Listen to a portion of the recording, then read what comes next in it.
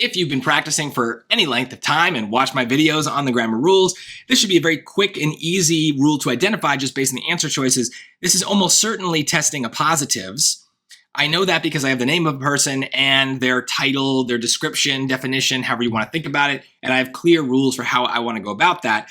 Generally speaking, if the definition comes before the term, then I have 0 commas.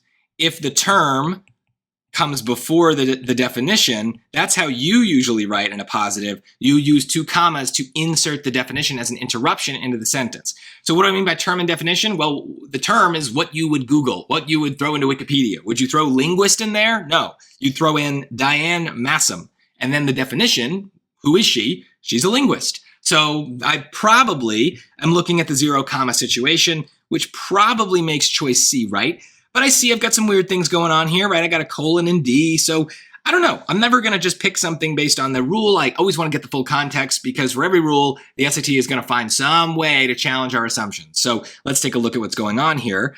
Looks like I got to read everything.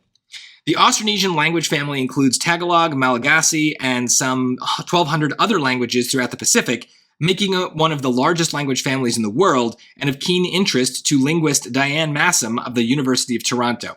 Yeah, there's no reason to do any interruptions here, anything weird. This is clearly going to be choice C. It would be weird to do D just to really kind of go back to the colon, because remember the colon is basically like a period in its own way, and it's very much ending the sentence. So making it one of the largest language families in the world and of keen interest to linguist. Could I put a period there? No, I don't. What linguist, right? I need the rest of the information. So the colon makes no sense. And what I think they're really trying to do is get you to pick A because it looks like the way that you would write it. And we could have rearranged things and, kind of figured out a way to make something like choice A work. We could have said, making it one of the largest language families in the world and of keen interest to Diane Massam, comma, a linguist at the University of Toronto. That would have been great.